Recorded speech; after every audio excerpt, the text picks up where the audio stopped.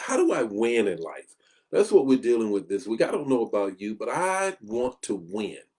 I want to win in everything that I do. So before I share the text, the talk, and the takeaway, you know what?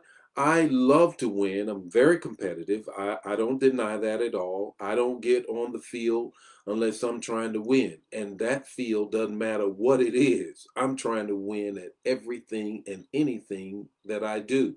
To that end, I work out quite a bit. I work out every day prior to actually coming and doing this. Get up in the morning, get on my Peloton bike, get in about 45 minutes to an hour, do some strength exercise. Why am I telling you this? Because I am moving myself forward to winning. And you got to be in good shape to win. The same thing in life and whatever. So it's the text, the talk, and the takeaway this morning. And the text this morning is 1 Corinthians 9:25 through 27. 1 Corinthians 9:25 through 27. And as you're turning there, I want to just give you the context of the text. Paul is writing to the church at Corinth. He's trying to help them understand how to win. They are a young church. They're about 3 years old. They got a lot of things going on that is really self-defeating and self-inflicted problems. And Paul is saying, look, this is how you guys got to win. And this is what he says. He says, I discipline myself, my body, and keep it under control, lest I preach something that others don't see in my life. He says, I discipline my body.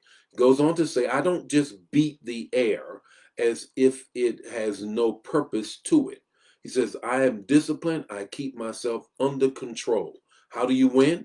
How do you win is this. Three things I want to talk to you about. How does one win? One is compare yourself to yourself.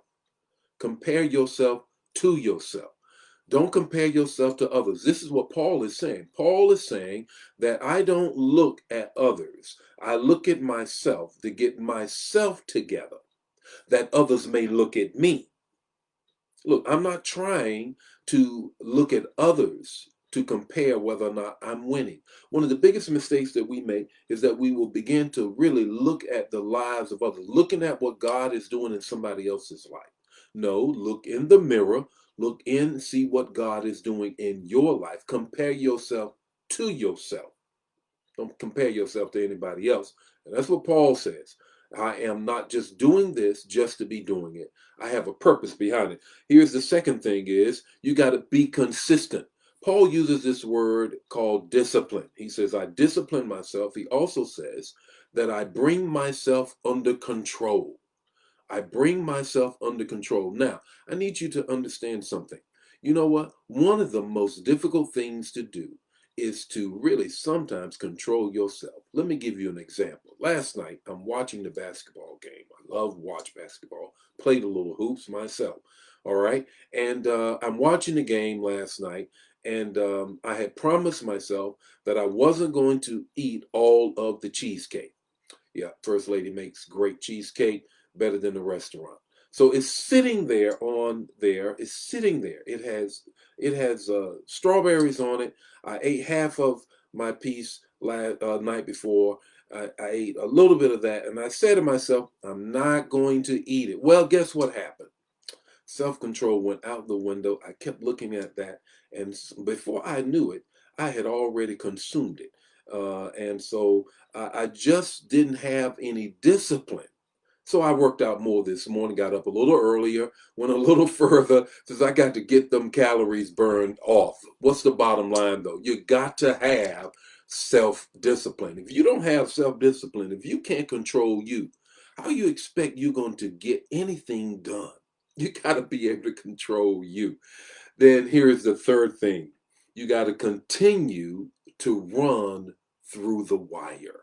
You got to continue to run through the wire. If you've ever ran a race before, you have to know or watch them running. You always notice how the runner always leans into the wire as they get to the end of the race, the start finish line. They want to make sure, because if you look around and you see, oh my God, I'm about to win and there's nobody around me, Instead of running through the wire, before you know it, somebody's going to pass you. So you got to continue. You got to, and this is what the word says. The word says that the race is not given to the swift nor the strong, but to the one that endures to the end. Now, notice this. These are part of the fruits of the Spirit. You got to have temperance. You got to have self control. You've got to be able to endure long suffering. These are fruits of the Spirit that will enable you to win. And here it is. Here's the takeaway this morning is this. The first person you have to defeat is you. That's the first person you got to defeat. You've got to determine that your biggest competition is sitting in your seat. When you then conquer you, trust me, you're going to win.